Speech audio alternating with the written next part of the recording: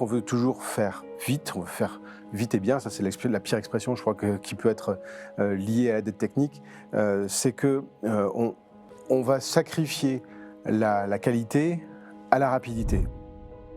Sauf que ce qu'on ne réalise pas, c'est que cette dette technique qu'on accumule au fil des années, à un moment, on va passer beaucoup plus de temps à évidemment mettre des pansements sur une jambe en bois, pendant que ceux qui ont joué le jeu dès le départ, eux, ils peuvent dédier tout leur budget à l'innovation. Et donc, on a pensé aller plus vite au départ, mais très très vite, on va se faire rattraper. Le gros souci, le gros risque, c'est que ces mises à jour, elles ne sont pas là pour rien.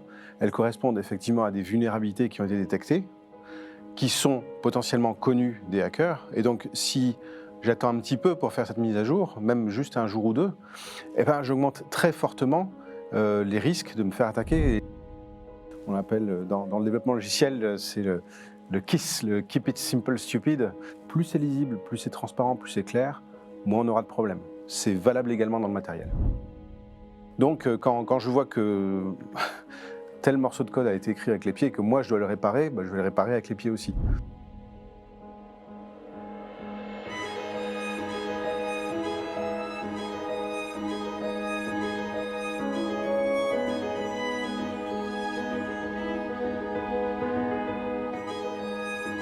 Claude Chauvet, bonjour. Bonjour Jérémy. On est ravi de vous accueillir dans cette interview Le Cercle pour la chaîne Risque Intel Média où on parle de management des risques, géopolitique, intelligence économique. Aujourd'hui, on est ravi de vous accueillir pour un sujet qui est celui de la dette technique et des conséquences néfastes que cela peut avoir, pourquoi elle existe. Quoi comprendre de ce sujet? Claude Chauvet, vous êtes directeur technique post-client pour les entreprises chez Intel. Donc vous connaissez très bien ce sujet. Donc on est ravi de vous recevoir aujourd'hui pour ça. Et je remercie Risque Intel Média parce que c'est effectivement un sujet très intéressant et je suis heureux d'être là pour en discuter. Super. Alors pour commencer, on va essayer d'abord de définir tout simplement les termes du sujet. C'est quoi la dette technique dans le contexte des systèmes d'information pour que le public comprenne bien cette expression en fait. Alors, ce terme de dette technique, c'est un terme qui est apparu principalement dans le monde du développement logiciel. Même si, en fait, dans le cadre d'un parc informatique, on va pouvoir le faire glisser très largement jusqu'au matériel, jusqu'à l'administration, jusqu'au réseau. Donc c'est un terme qui est très vaste. Et puis, en fait, on se rend compte que c'est un terme qui s'applique à tous les domaines de l'activité humaine, oui, et qui trahit d'ailleurs beaucoup nos mauvais penchants en tant qu'être humain quand il s'agit de se lancer dans un projet. D'accord. Donc concrètement, est-ce qu'on peut parler parfois de vétusté du parc informatique? Comment ça se traduit concrètement?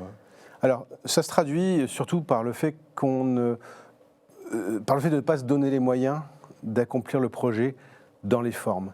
C'est-à-dire qu'on veut toujours faire vite, on veut faire vite et bien, ça c'est la pire expression je crois qui peut être liée à la dette technique, c'est que on va sacrifier la qualité à la rapidité. On va mettre en premier lieu la rapidité. On sait qu'on a de la pression toujours pour pouvoir aller plus vite. Il faut apporter le produit ou la solution ou le logiciel, il faut l'apporter très vite. La solution doit être implémentée le plus vite possible parce qu'il y a des gens qui attendent, parce qu'on reçoit une pression. Mais pour autant, si on ne prend pas la peine de faire les choses correctement et d'une façon bien cadrée, eh ben on se rend compte qu'on se tire une balle dans le pied parce que c'est plus tard qu'on va en subir les conséquences et que ces conséquences peuvent être très très sérieuses et même handicaper énormément nos innovations futures. D'accord. Et d'un point de vue des DSI, donc directeur des systèmes d'information et des équipes informatiques, c'est quoi en fait les principaux types de dettes techniques? Comment est-ce que ça se manifeste au quotidien? Alors, c'est vrai que la dette technique, comme je disais, on la trouve un peu partout. En premier lieu dans le logiciel, c'est-à-dire que les bonnes pratiques dans le monde du développement logiciel ont mis du temps à s'imposer, à devenir un standard. C'est seulement après de longues années à s'être confronté à du code mal écrit, illisible, impossible à débugger, indéchiffrable, qu'on s'est dit non, il faut faire les choses proprement, on va établir des règles, on va établir des documents qui permettent de comprendre comment le code est fait, on va essayer d'éviter les redondances, on va essayer d'éviter tout ce qui rendra le code illisible ou superflu ou redondant justement. Mais à nouveau, ça ne s'applique pas que à l'écriture d'un logiciel, ça va s'appliquer à tous les projets qu'on peut avoir dans l'entreprise, que ce soit sur le développement d'un produit ou que ce soit en interne. C'est-à-dire qu'aujourd'hui, moi, ce que je rencontre énormément dans mon travail avec mes clients, ce sont des conséquences de la dette technique sur un parc informatique. Et sur le fait, par exemple, de ne pas mettre en place les bonnes procédures, les bons logiciels, les bonnes automatisations, les mises à jour de matériel. Alors ça, je pense que c'est l'exemple le plus flagrant. Mais on se retrouve effectivement avec des parcs qui sont attaqués. Pourquoi ? Parce que on a fait les mises à jour comme il fallait sur 80% du parc. Et puis on a oublié, pour aller vite, on a oublié soit certaines mises à jour, soit certains éléments du parc. Et résultat, c'est par ces éléments-là qu'on se fait attaquer.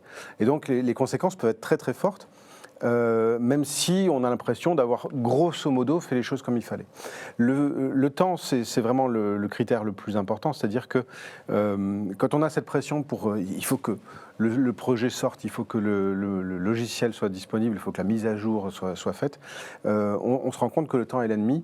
Et même, d'ailleurs, on peut le voir aussi d'un point de vue individuel, en tant que contributeur individuel à l'entreprise. Je vois une mise à jour qui arrive sur mon ordinateur, c'est toujours au plus mauvais moment, c'est toujours au moment où ça va interrompre mon travail, et donc défaire. Je ne le fais pas, je procrastine, je laisse ça pour un autre moment, et puis résultat, jusqu'à l'oublier, jusqu'au moment où je ne vais pas avoir le choix parce que l'IT m'aura obligé à faire cette mise à jour. Mais en tant qu'utilisateur, je vais aussi être un peu coupable de cette dette technique. Ouais.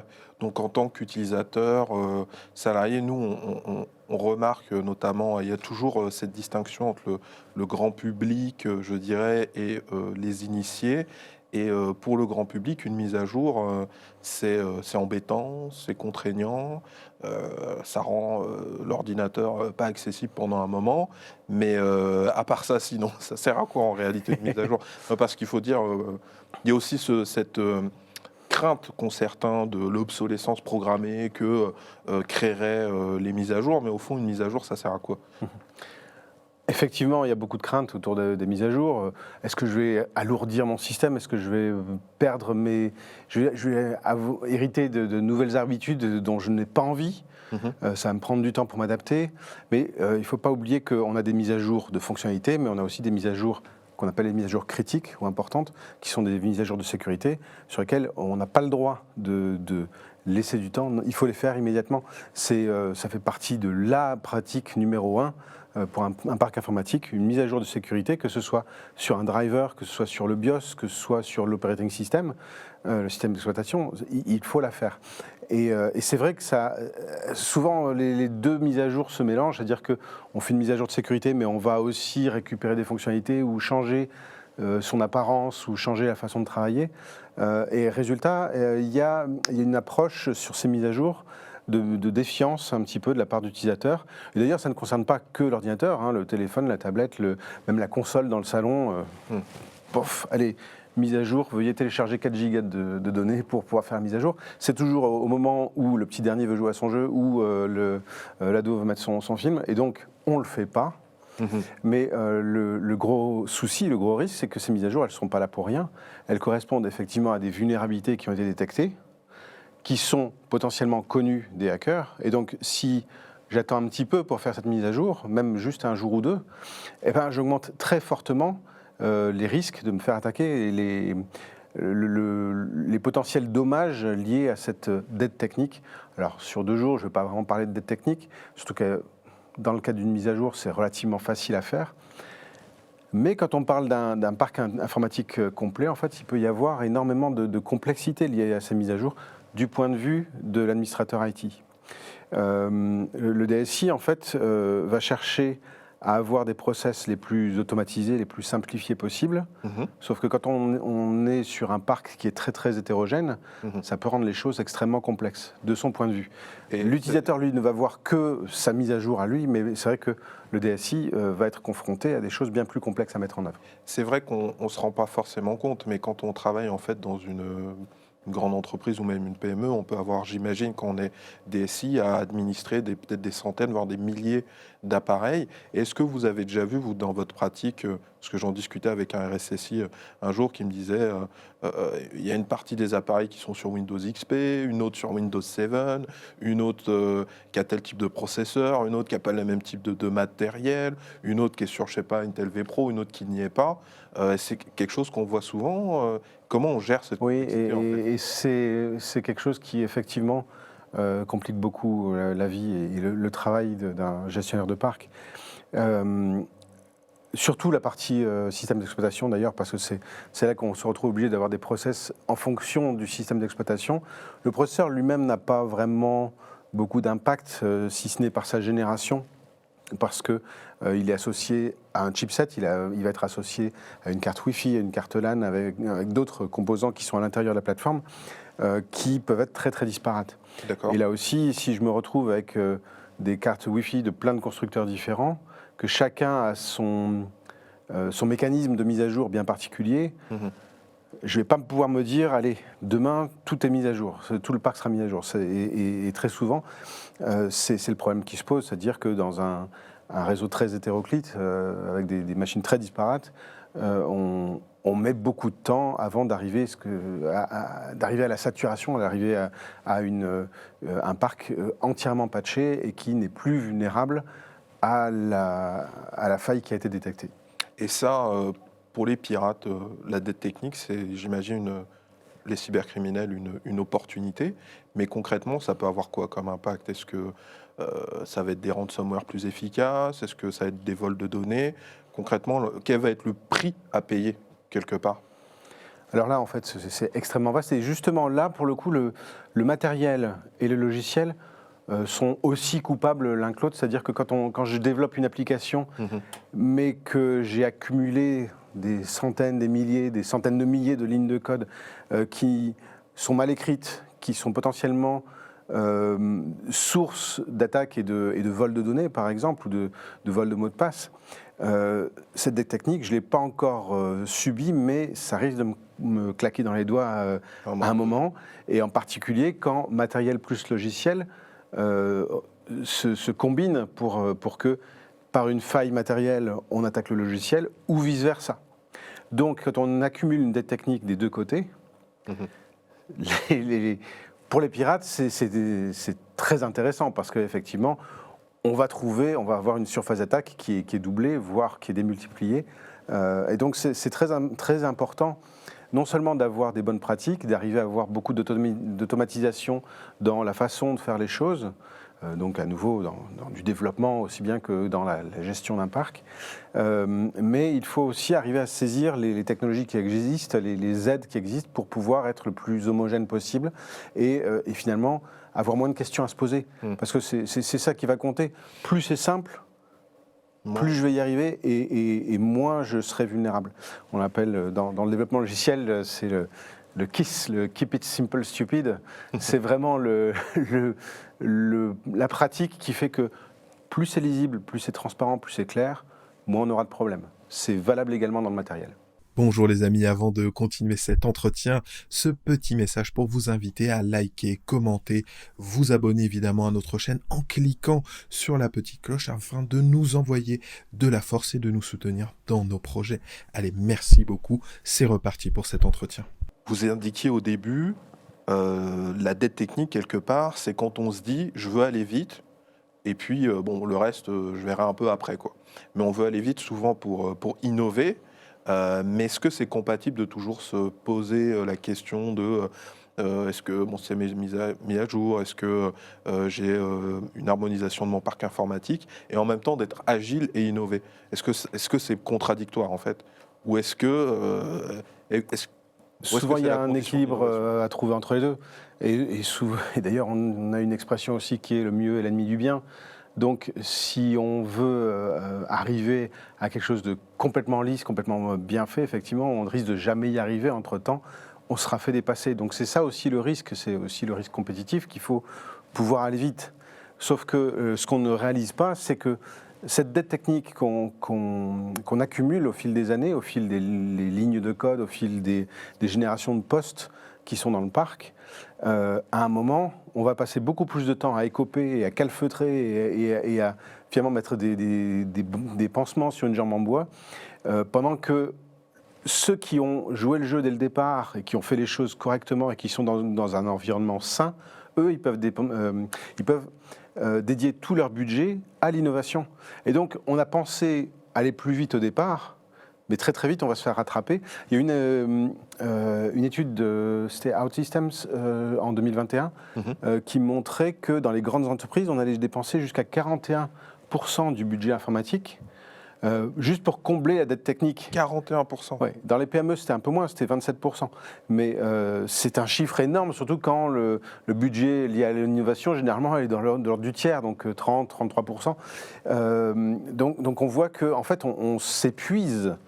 C'est pour ça que je parlais de se tirer une balle dans le pied. On s'épuise à essayer de combler une dette technique parce qu'on se rend compte que ce qu'on fait n'est pas efficace et redondant et en plus, qu'on s'est soi-même ouvert des vulnérabilités en négligeant un patch, en négligeant d'écrire le code de façon bien documentée, en se rendant compte qu'avec le turnover chez les développeurs, eh ben, les nouveaux ne comprennent pas le code qui a été réalisé avant, ne comprennent pas les procédures qui étaient faites avant sur les postes, d'où la nécessité de bien documenter. Et puis, il y a un autre phénomène très humain aussi, qui est que quand j'arrive dans un parc qui est mal géré ou dans une application, un code qui est mal écrit, je vais avoir aucun scrupule à moi-même faire les choses un peu de biais. Donc je vais encore augmenter la dette technique. Et ça, c'est un phénomène très connu. Quand on commence à négliger une fenêtre dans un bâtiment, ben, très très vite, le bâtiment entier va être abîmé, va être la négligence, la négligence au final. Oui, c'est ça. Donc quand je vois que tel morceau de code a été écrit avec les pieds et que moi je dois le réparer, ben, je vais le réparer avec les pieds aussi.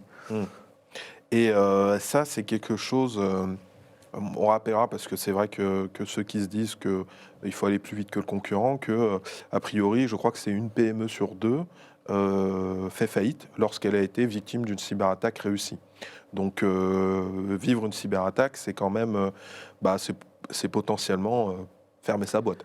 C'est ça, le risque est très très fort. De perdre des parts de marché. Et même, moi j'avais vu des chiffres allant jusqu'à 80% dans les 18 mois après une attaque, après un ransomware, une PME qui a subi un ransomware, 80% des PME mettent la clé sous la porte à cause des dégâts causés par On rappellera que le ransomware, c'est le fait de se rendre maître alors soit juste d'un poste, mais généralement c'est l'ensemble du parc qui est attaqué et donc on chiffre les fichiers, on rend les données complètement inaccessibles et inutilisables. C'est arrivé malheureusement dans des cas extrêmement sérieux où des données, par exemple patients dans un hôpital, avaient été chiffrées et donc étaient irrécupérables, sauf si on paye une rançon.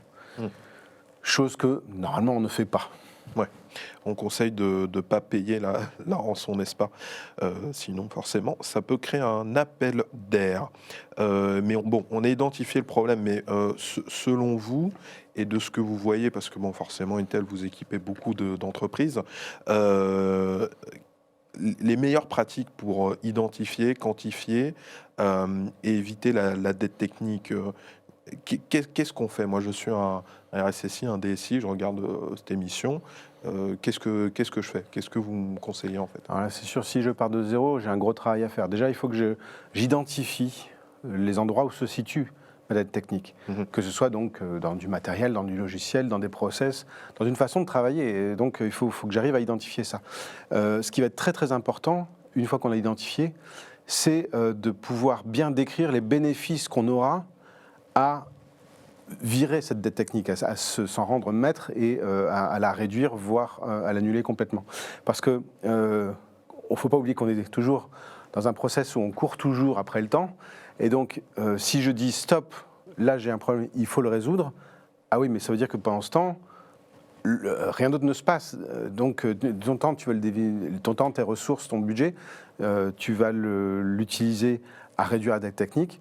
Il faut absolument, impérativement, construire le projet en indiquant, bah oui, il faut le faire parce que là, énorme risque de productivité, là, énorme risque de sécurité, énorme risque sur nos clients, même sur nos données clients, parce que ce n'est pas forcément que les données de l'entreprise qui sont à risque, mais aussi celles des clients. Et donc là, c'est une catastrophe d'image et de réputation si la dette technique que j'ai accumulée fait qu'il y a une évasion de données et que des données de mes clients se retrouvent dans la nature. Là, ils auront beaucoup de mal à me le pardonner. Ouais. Donc, il faut vraiment que je puisse construire ce dossier et montrer que c'est extrêmement important de réduire la dette technique. Sinon, non seulement on ne me permettra pas de le faire, mais en plus, elle va continuer à grandir. Il y a un effet exponentiel, en fait, dans cette dette technique qui fait que, justement, si elle atteint un point critique, en fait, ceux qui vont arriver après moi, ceux qui vont arriver sur les mêmes projets, ne chercheront pas à s'en préoccuper. Et donc, ça va devenir le monstre que personne ne veut voir, mais qui va finalement un jour me claquer dans les doigts et puis devenir ce qui met en l'air tout mon système. Par une vulnérabilité, mais aussi par une complète impossibilité de réparer. Moi, j'ai un exemple malheureusement assez douloureux que j'ai rencontré dans ma longue carrière, d'un client qui était un client industriel qui avait du code en 16 bits, qui est énormément de logiciels maison internes pour contrôler des robots, et donc 16 bits donc, qui étaient éventuellement compatibles avec les processeurs 32 bits sur un système d'exploitation 32 bits. Mais en fait, au lieu de se dire allez non, c'est plus soutenable, il faut absolument redesigner ces logiciels-là, dont on a besoin, qui sont critiques, qui sont clés pour la production. Eh ben non, on les répare, on les rafistole, on essaie de les faire fonctionner quand même, on trouve des solutions pour que...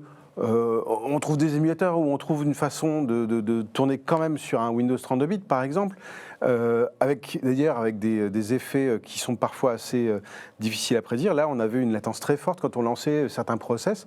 On ne savait pas expliquer pourquoi, mais comme ce n'était pas supporté ni par l'OS, ni par le processeur, c'était pas quelque chose de supporté, donc je suis tout seul, je me débrouille tout seul parce que j'ai choisi de remettre à plus tard et qu'en fait je me retrouve dans une situation ingérable où à un moment je suis obligé de quand même affronter et quand même tout remettre à zéro parce que les solutions, les palliatifs en fait que je vais trouver sont des palliatifs de bricolage sur lesquels d'ailleurs je ne vais pas non plus avoir de support.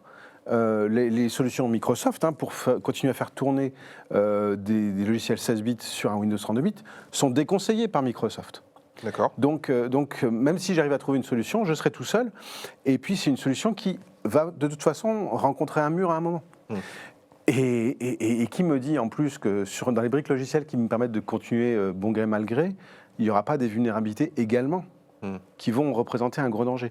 Donc ça, c'est vrai que c'était un des cas les plus délicats, surtout qu'il y avait plusieurs milliers de briques applicatives qui étaient encore en 16 bits, qui étaient vraiment complètement surannées, complètement dépassées, qu'il aurait fallu attaquer de front depuis des années, et que ne le faisant pas parce que on trouve toujours une façon de continuer encore à travailler pour la génération qui arrive, et puis voilà, à nouveau un pansement sur une jambe en bois. Il faut quand même continuer à travailler. Il aurait suffi quelques années avant de dire on voit bien qu'on va se taper la tête contre le mur. Il faut dès maintenant reprogrammer de façon propre, de façon claire, de façon lisible et en respectant toutes les règles, d'une façon pérenne également, parce qu'il y a plein de façons de développer de façon pérenne, notamment en utilisant des librairies qui, elles, aussi vont être mises à jour, mais par un autre acteur qui, lui, aura la responsabilité justement de ne pas laisser rentrer de dette technique dans ces librairies. Alors chez nous, on a OpenVINO, on a OneAPI, on a des couches de programmation qui permettent justement aux développeurs de ne pas accumuler, de ne pas risquer d'accumuler de dette technique. C'est des exemples dans le logiciel, mais à nouveau, ça existe aussi dans le matériel. Et plus plus on a le courage de décider que ça y est, là, le problème, il faut l'attaquer maintenant, plus on arrivera à ne pas y laisser trop de plumes, en fait. C'est ça, Mais le problème. est-ce que c'est une question de courage ou juste de budget, peut-être? Ou peut-être de vision, puisque dans tous les cas, j'imagine que ça a un coût. La question, c'est quand on le paye. C'est ça. Donc ça coûte plus cher quand on le paye à la toute fin, quand on n'a plus le choix, ou si on le fait À nouveau, au fur et à mesure. on le paye parce qu'on utilise une énorme partie du budget informatique pour pallier à l'existant. Mais en plus, on le paye, si je me souviens bien, c'est 69% des DSI qui estimaient que leur plus gros risque, c'était justement un risque lié à la sécurité causé par cette dette technique. Et moi, je vois très très fortement que vivre avec 41% de mon budget qui part dans des choses qui sont superflues, qui ne devraient pas exister, c'est difficile. Mais vivre avec un risque énorme, justement, de devoir mettre la clé sous la porte parce que j'ai des problèmes de sécurité, ça c'est beaucoup moins tolérable. Ouais, parce que dans le fond, en tout cas, ce qu'on note, c'est que en fait, les pirates, les cybercriminels sont assez fainéants et aiment utiliser quelque part des vulnérabilités aussi qui sont connues. Et donc, quelque part, parfois, la cybersécurité, c'est juste une question de se mettre à jour. Oui, alors là, on a. Je vais revenir à ce que je disais au début. Effectivement, il ne faut pas hésiter à répertorier les technologies qui sont là, qui sont présentes et qui vont me permettre de simplifier ces mises à jour. Quand on a créé la plateforme vPro chez Intel, c'était très clairement pour permettre d'avoir des aides non seulement sur l'homogénéité des plateformes, c'est-à-dire que ce sont des plateformes. Donc, quand je parle de plateforme, c'est vraiment l'ensemble processeur, chipset, Wi-Fi, LAN, enfin tout ce qui va composer le socle en fait de mon poste de travail. Non seulement on garantit que les composants, les morceaux de silicium qui vont composer ce socle sont produits chez nous plus longtemps, avec plus de garanties justement sur les fins de vie de ces produits-là et sur les fins de support de ces produits-là. Mais en plus, on fait des validations de cet ensemble de composants pour dire, regardez, ça, c'est maîtrisé. Ça, c'est propre, et ça, vous n'aurez pas de problème pour l'administrer, pour faire les mises à jour. Parce que c'est un ensemble connu que vous allez retrouver chez tous les constructeurs et qui va grandement vous simplifier les mises à jour, puisque c'est un socle qui va être commun à toutes vos machines. Alors, il ne sera pas commun avec les machines de l'année dernière, mais sur une plateforme, vous allez savoir que les versions de drivers qui arrivent vont pouvoir être déployées sans aucune peine sur l'ensemble du parc. Et donc ça, c'est déjà pour moi, c'est une tranquillité et c'est aussi une facilité. Et puis il y a aussi le fait, je disais que l'utilisateur, lui, déteste les mises à jour parce que ça vient l'interrompre dans son travail. Et là aussi, il ne faut pas oublier qu'il existe, toujours dans cette plateforme vPro, une technologie qui s'appelle AMT et qui me permet, moi, en tant que DSI, de pouvoir allumer un poste où qu'il soit, quel qu'il soit, à 3 heures du matin pour faire spécifiquement ces mises à jour et puis l'éteindre juste après. Ce qui fait que le lendemain matin, l'utilisateur n'a pas été bloqué dans son travail et il redémarre sur une machine qui est fraîche, qui n'a plus de vulnérabilité connue. Et donc, moi, je dors mieux. Et l'utilisateur ne râle pas contre ces mises à jour. Et c'est valable également sur des mises à jour de BIOS qui pourtant sont généralement le pavé dans la mare pour tous les DSI parce que c'est un process un peu plus compliqué qui nécessite un redémarrage. Donc là, les utilisateurs Comment ça, pas redémarrer, et en plus qui moi me donne une vulnérabilité parce que tout le temps où le BIOS se met à jour, j'ai pas la main, je sais pas ce qui se passe et donc potentiellement s'il y a un problème, si l'utilisateur vient débrancher le câble, je me retrouve avec une situation ingérable. Avec AMT, même pendant une mise à jour de BIOS, je suis capable de voir ce qui se passe à distance. Donc il existe des aides, elles sont extrêmement faciles et gratuites à mettre en œuvre, et donc il faut en tirer parti. Et c'est là qu'on va se rendre compte que finalement, lutter contre la dette technique, en tout cas dans cet exemple de matériel, bien sûr, c'est très facile. En tout cas, c'est très facile parce que justement, on s'est mis dans les meilleures conditions. Ça ne veut pas dire qu'il y aura des postes effectivement qui n'ont pas été branchés, on ne pourra pas les rallumer. Donc on va avoir quelques postes encore à traiter, mais au moins on se sera bien simplifié non seulement la préparation de la mise à jour, mais l'exécution de la mise à jour. Tout à l'heure, je parlais du fait des bonnes pratiques à mettre en place quand on veut se débarrasser de la dette technique. Donc j'ai dit qu'il fallait déjà identifier et puis aussi montrer en quoi ça m'économisait du temps et de l'argent.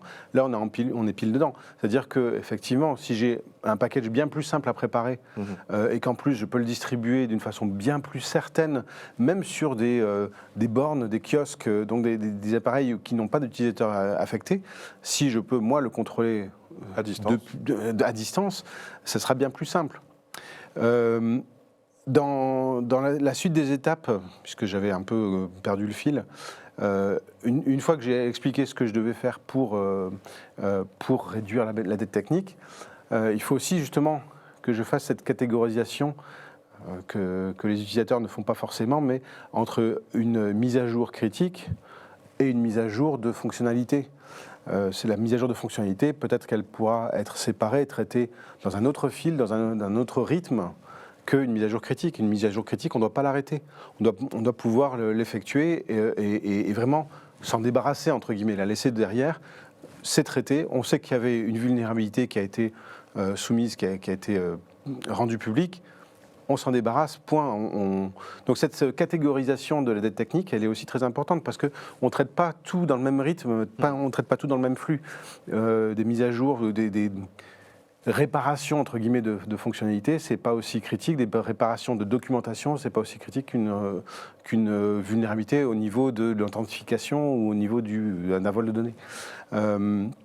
Et ça, la question que moi je me posais par rapport à ça, c'est que bon, quand on est un initié, par exemple, je pense qu'on comprend, on a conscience de ça. Mais là, quand vous me donniez vos chiffres sur le volume de la dette technique dans les entreprises, à un moment donné, celui qui prend la décision dans une entreprise, ça va être le DG, ça va être le PDG. C'est pas, enfin, le DSI est peut-être membre du COMEX, mais il est soumis quelque part, hiérarchiquement, j'entends. Et est-ce que ces gens-là qui prennent les décisions et qui mènent le business, qu'on sait qu'ils sont là pour avoir la vision business, dire voilà où on va, voilà où sont les parts de marché, etc., est-ce qu'ils ont conscience de cette problématique? Je pense qu'aujourd'hui, on n'a pas d'excuse à ne pas avoir conscience. Il y a tellement d'exemples justement de hacking réussi. Je parlais des hôpitaux, mais dans tous les domaines. Quelle est l'industrie qui n'a jamais été attaquée? On n'a pas d'excuse à négliger la dette technique.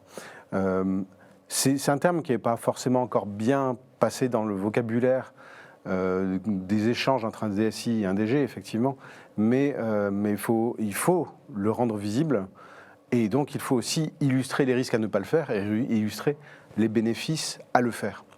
Je pense que dans les discussions, dans la communication du DSI, ça doit être un paramètre absolument fondamental et présent dès le départ. Il faut absolument construire, déterminer, construire, et puis une fois qu'on aura fait la catégorisation et puis la priorisation aussi, justement des tâches à effectuer, il faut obtenir le feu vert pour traiter ce qu'on vient d'exposer. Je pense que si on est méthodique et que aujourd'hui on sait ce qui peut se produire si on ne corrige pas une faille sur le Wi-Fi, sur le Bluetooth, on sait ce qui peut arriver, on sait que potentiellement c'est la clé sous la porte, donc on ne se le permet pas.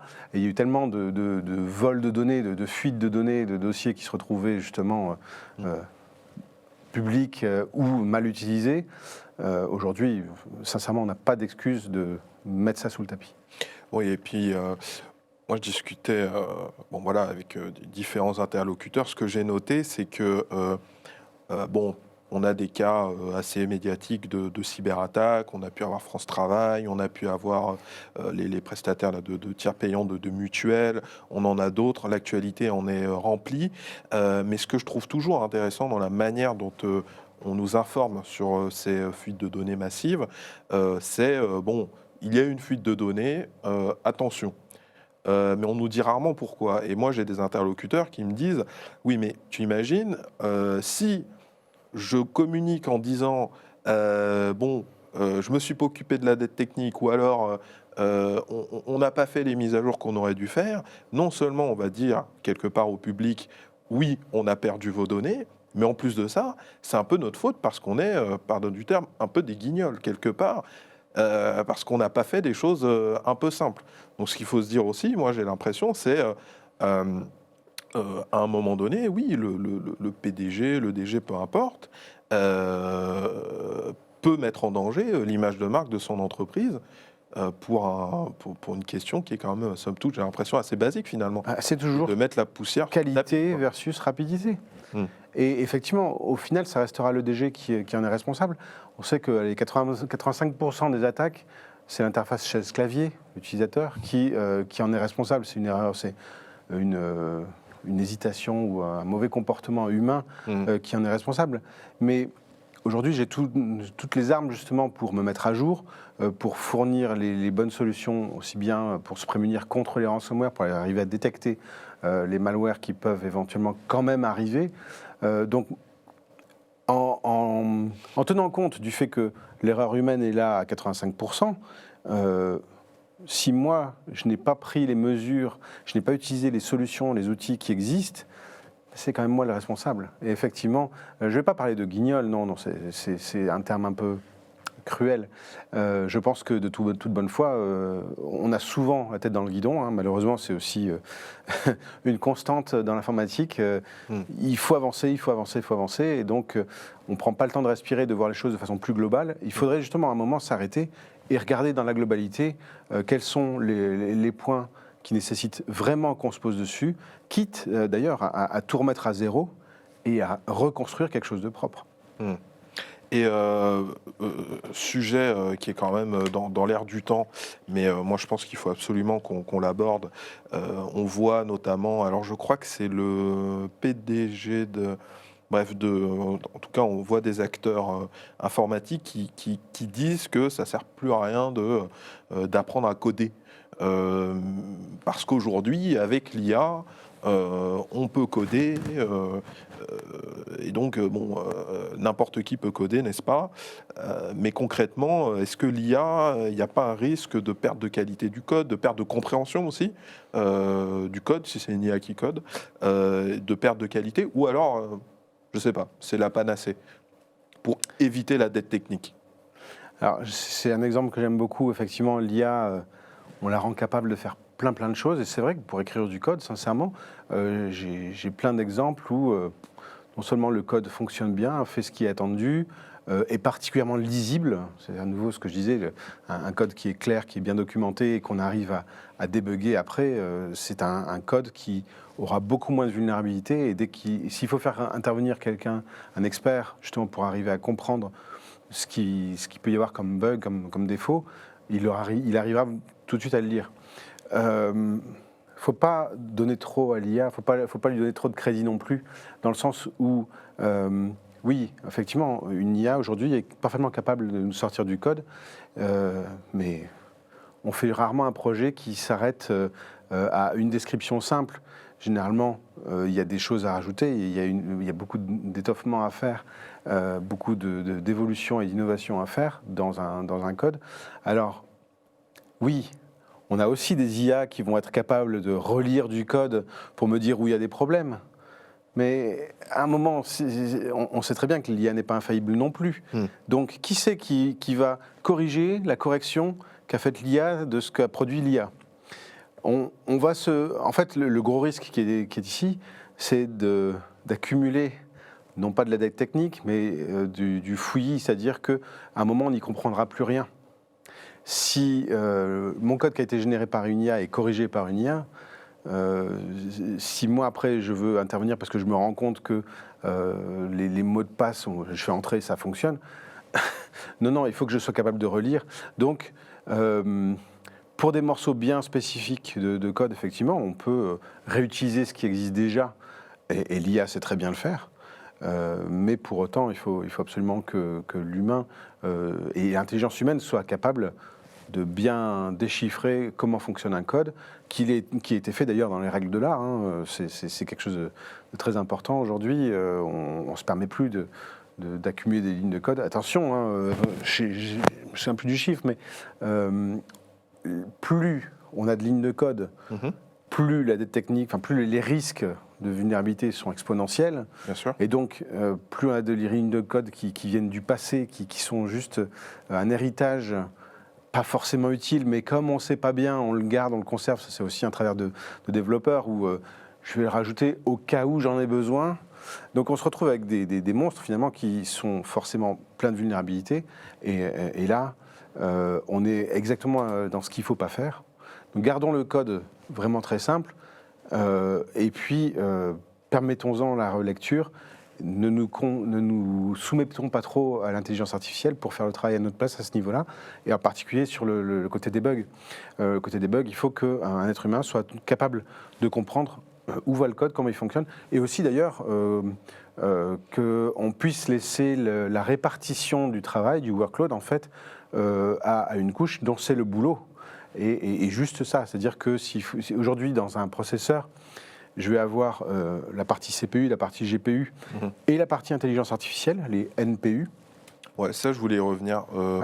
D'ailleurs, même en parlant de dette technique, alors d'abord, j'aimerais que vous nous expliquiez un petit peu ce côté NPU, parce que je suis pas sûr.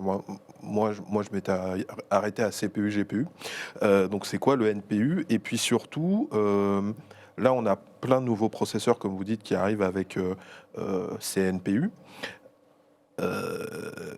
Est-ce que là, ça ne va pas aussi créer un gap et pour le coup une vraie dette technique par rapport à ceux qui n'en avaient pas, quoi? Est-ce que là, on n'est pas en train de changer de monde, j'ai envie de vous dire? C'est extrêmement vrai. Et justement, on a changé, alors on est passé du Intel Core au Intel Core Ultra. Tout ce qui est labellisé Intel Core Ultra possède ce NPU. Donc un NPU, c'est un Neural Network Processing Unit. D'accord. C'est-à-dire que c'est une partie de compute dans le processeur qui est vraiment optimisée pour traiter des réseaux de neurones.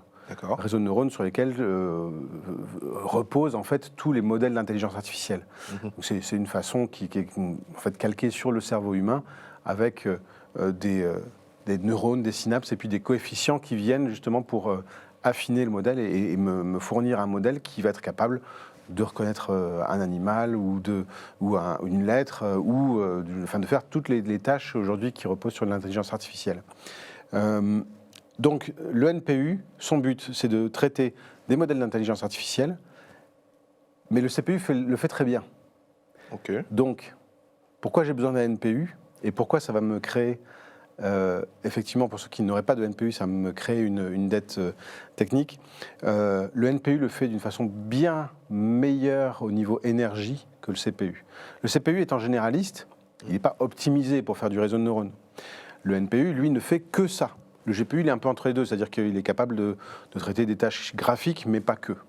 Il va être capable, on va pouvoir lui faire des tâches hautement parallèles de par sa structure. C'est un peu par opportunité, quelque part, que le GPU s'est retrouvé très performant sur les réseaux de neurones. Ouais. Mais à l'origine, ce n'était pas le but, quoi. C'était pas le but. D'ailleurs, le GPU, on lui fait faire plein de choses. Nous, on l'utilise par exemple pour faire les scans de mémoire, justement pour se prémunir contre les malwares. D'accord. Un GPU, par sa structure très parallèle, va pouvoir, même sur des gros fichiers, aujourd'hui les virus généralement se cachent derrière des fichiers de taille monstrueuse pour essayer de passer inaperçu, mais le GPU est parfaitement capable de scanner toutes les zones mémoire d'un coup, de par sa structure. Donc nous, on a justement créé une technologie qui permet d'offloader sur la partie GPU le scan de la mémoire. C'est pas du tout le boulot typique, traditionnel du GPU, mais il le fait très bien. Okay. Alors, tant mieux. Si on confie ce rôle au CPU, non seulement il ne le fera pas aussi bien, parce que même si on commence à avoir beaucoup de cœur aujourd'hui dans les CPU, il le fera de façon moins efficace, plus lente, et en plus, il le fera alors qu'il a d'autres tâches à effectuer. Ouais. Donc c'est pas forcément le plus rusé de confier au CPU. Et du coup, pour le NPU, pour y revenir? Alors le NPU, on va pas lui confier ce genre de tâches, mais effectivement, tous les modèles d'intelligence artificielle, on va pouvoir les faire passer directement sur le NPU, parce que non seulement sa structure, mais aussi les opérations de type matriciel, en fait, beaucoup de multiplication de matrices, les opérations qu'il est capable de faire sont directement liées à ce dont on a besoin dans l'intelligence artificielle. D'accord. Mais concrètement, qu'est-ce que... aujourd'hui, je prends 2 utilisateurs. Il y en a un qui a un processeur avec NPU, l'autre sans NPU. Ça va se traduire comment? Est-ce que son PC va fonctionner moins rapidement? Est-ce que parce qu'on a de plus en plus d'IA dans les différents logiciels, dans les systèmes d'exploitation même. Donc, qu'est-ce que ça veut dire? C'est-à-dire que toutes ces tâches faites par l'IA dans les logiciels vont aller moins vite?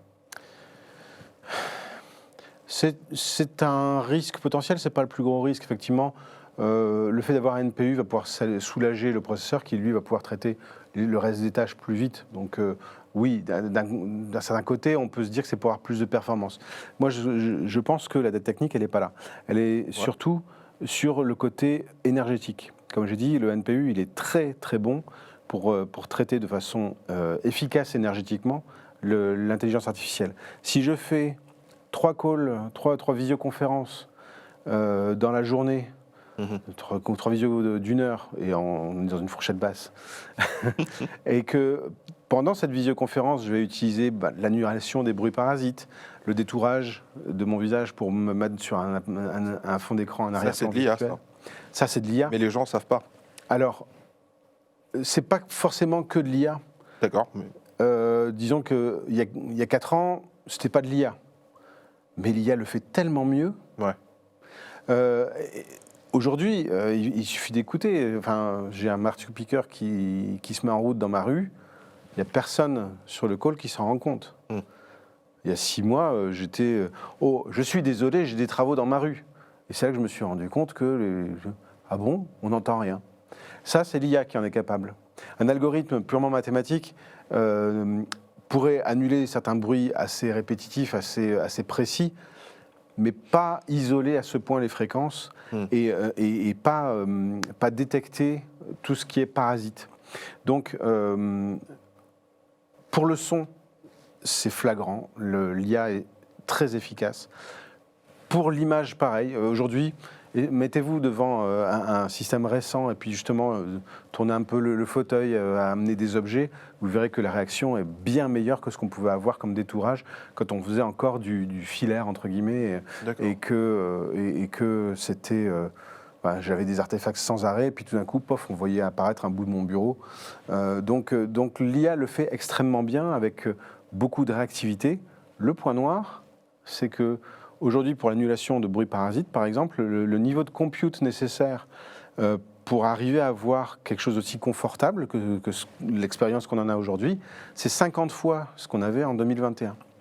Ce qui fait que, alors c'est 50 fois sur une petite tâche. Bien sûr, mais... Sauf que quand on passe la journée à faire ça, et que finalement on se retrouve aussi avec des micros qui sont de super qualité, avec des caméras qui ont une super résolution, l'IA,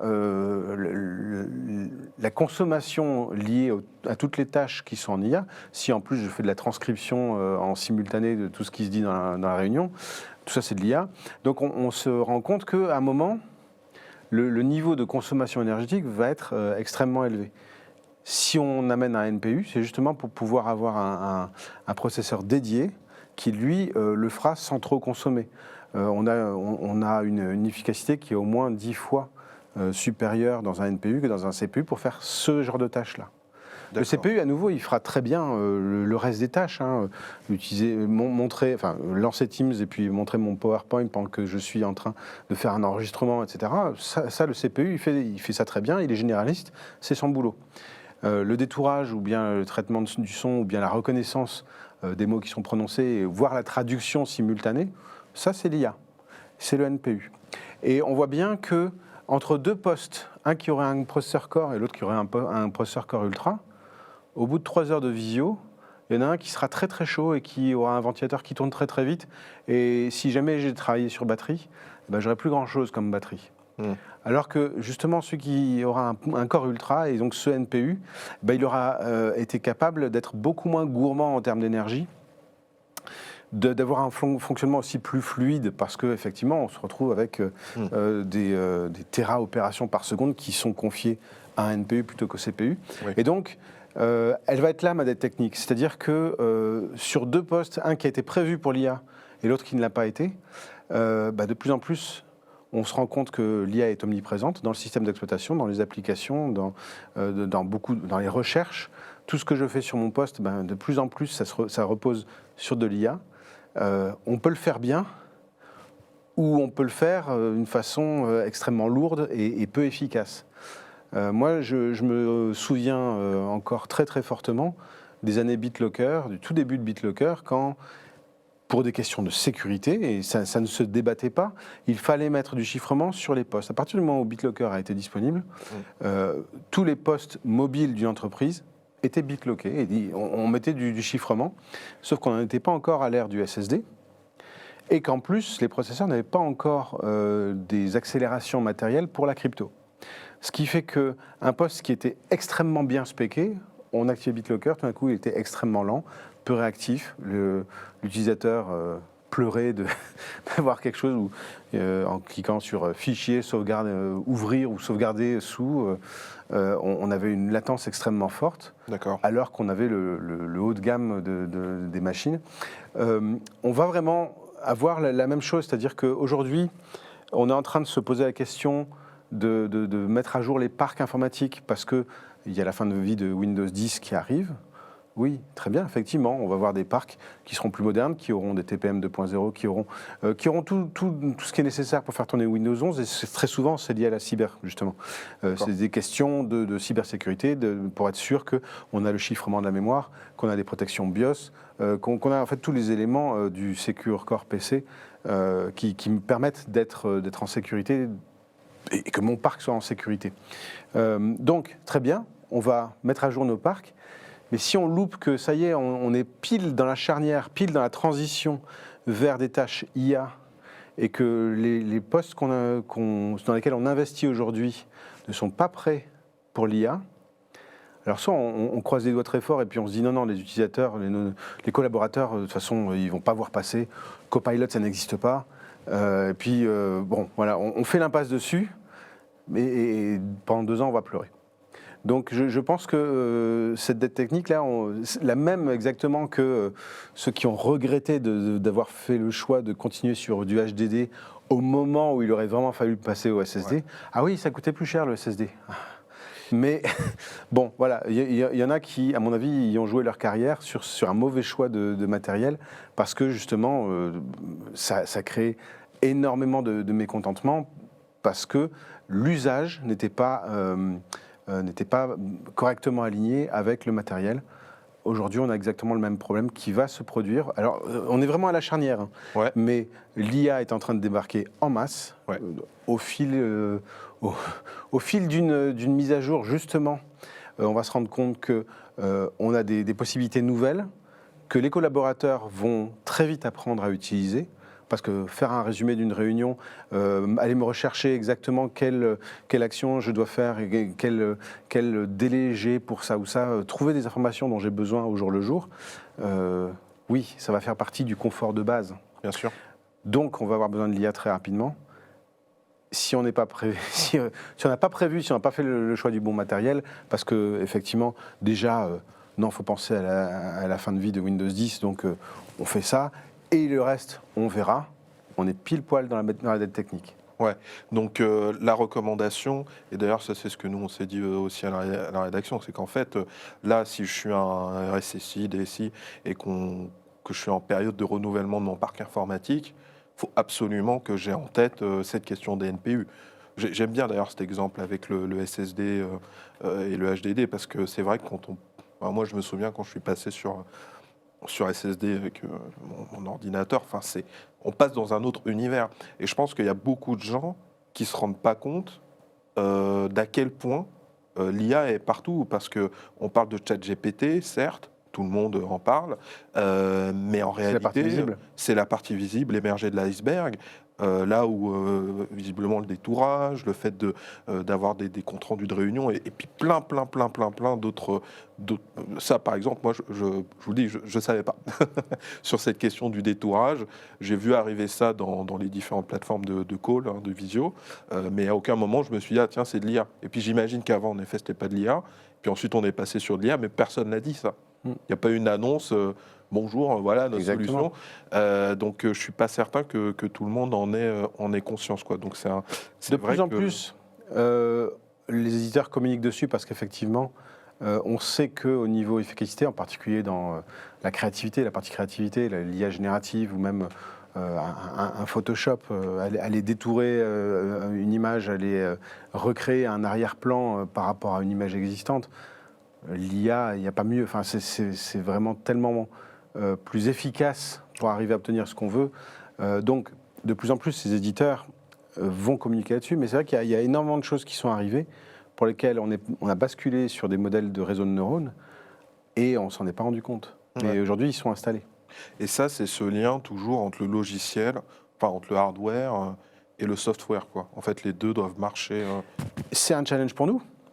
Parce que en tant que fabricant de silicium, de processeurs, tous les composants silicium, il faut que nous, on soit prêts en avance de phase. Il faut qu'on y réfléchisse largement avant Ouais. et qu'on soit capable justement d'apporter le bon silicium au moment où les logiciels en tirent parti des accélérateurs, tirent parti justement des NPU. Alors c'est un exercice auquel on est un peu rompu, mais effectivement, du temps des débuts du chiffrement des disques durs, les processeurs n'étaient pas encore très doués pour ça. Il a fallu qu'on fasse des instructions qui étaient spécialisées dans le décalage de bits, justement pour traiter d'une façon flexible, fluide et peu consommatrice d'énergie tout ce que BitLocker a demandé. Donc on n'a pas été, comme on dit chez nous, time to market. Là, pour l'IA, on est en plein dedans. Donc je suis très content de dire qu'il y a 2 ans et demi, on était en train de designer les puces Meteor Lake, donc les processeurs qui sortent aujourd'hui sous le nom de Core Ultra, et que le NPU, aujourd'hui, est utilisé par énormément de morceaux, alors d'applications, mais aussi de parties du système d'exploitation et même des antivirus. C'est-à-dire qu'aujourd'hui, on est capable d'utiliser le NPU, par exemple, pour faire de la détection de malware, détection comportementale de malware. Les antivirus font ça aujourd'hui. C'est plus que de la signature. On est sur du comportemental. On va largement plus loin, c'est-à-dire qu'on fait vraiment de l'analyse comportementale. Et même, alors, on a ça depuis à peu près 4 ans dans les processeurs eux-mêmes, c'est-à-dire sans même toucher aux couches logicielles. Le processeur lui-même est capable non seulement d'avoir une trace des instructions utilisées par un process, mais en plus de savoir quel type d'instruction mélanger à quel type de remplissage du pipeline, ou bien du cache, ou bien quels sont les échauffements qu'il va y avoir à l'intérieur du processeur, dans quelle zone. Et en utilisant toute cette télémétrie, on est capable de distinguer un profil de ransomware ou un profil de cryptojacker d'un profil bureautique. Donc on sait que le processeur lui-même va être capable de distinguer un process malveillant. On ne parle même pas de NPU, hein, c'est vraiment créé à l'intérieur du processeur en utilisant un modèle d'intelligence artificielle qui tout simplement a fait énormément d'apprentissage sur les différents profils qui pouvaient exister. Le gros avantage quand on fait ça, quand c'est le matériel qui détecte, c'est qu'il n'y a aucun moyen pour le ransomware de se cacher, puisque le processeur le verra passer de toute façon. D'accord. Alors que quand on est au niveau applicatif, quand on est au niveau machine virtuelle, au niveau OS, il y a des stratagèmes justement pour arriver à se planquer de l'antivirus. Quand c'est le processeur qui fait l'analyse, lui, il voit tout passer. Donc on a aussi une efficacité plus grande et une plus grande rapidité dans la détection des malwares. Je vois. Bon, on voit en tout cas que ce sujet de la dette technique, il est temps de le prendre à cœur. Et ma dernière question, parce que on aime bien se battre la coupe, nous, en France, les Français, les entreprises françaises par rapport aux entreprises internationales, elles sont comment vis-à-vis de la dette technique? Est-ce qu'on est meilleurs élèves que les autres? Est-ce qu'on est au même niveau que les autres? Comment ça se passe? Parce que la compétition aujourd'hui est internationale. comment ne pas être trop méchant? On reste latin, on reste avec une approche où il faut aller vite, effectivement, où le mieux est l'ennemi du bien. Et donc c'est vrai que c'est difficile en France de convaincre que pour tel projet, il faut le budget, d'accord, mais aussi le temps, les différentes analyses, et le fait de mettre en place des process qui vont chapeauter le projet dans une vue très globale, on a encore du mal. Je pense que des boîtes un peu plus nordiques, par exemple, des mentalités un peu plus nordiques, on n'a pas besoin d'autant de travail pour leur faire comprendre que c'est mieux de travailler comme ça, de d'abord mettre des bases saines et après de commencer à appliquer les process ou mettre en route ce qu'on veut effectivement mettre en route. Donc, alors le problème de la dette technique, moi c'est vrai que ça fait des années, des dizaines d'années que je le subis, mais que je le subis avec les conséquences, que je le vois au travers des conséquences. Pour moi, c'est très intéressant de prendre le contre-pied et justement d'identifier quels sont les risques et pourquoi on en est arrivé là. Parce que je le vois bien, effectivement, chez mes clients, dans tout ce que je peux constater, on arrive sur des attaques ou sur des fuites de données ou sur des manques, tout simplement, d'innovation qui sont très fortement liés au fait qu'on a voulu aller trop vite et qu'on n'a pas pris le temps de se poser et de faire du terrassement avant de construire. Bon, eh bien écoutez, ce sera le mot de la fin. Claude Chauvet, merci beaucoup. Avec plaisir, merci Jérémy. C'était une émission Le Cercle pour la chaîne Risque Intel Média. On espère que vous avez apprécié. Si vous avez aimé ce contenu, n'hésitez pas à liker, nous mettre un pouce bleu, vous abonner ou même commenter. On était ravis de vous accueillir pour parler de ce sujet qui est, à notre avis, en tout cas, trop peu mis en avant, alors qu'en fait, c'est un vrai problème. Et je vous dis à très bientôt sur la chaîne Risque Intel Média. N'oubliez pas, nous avons également une newsletter à laquelle vous pouvez vous abonner pour pouvoir recevoir toutes nos actualités. À très bientôt.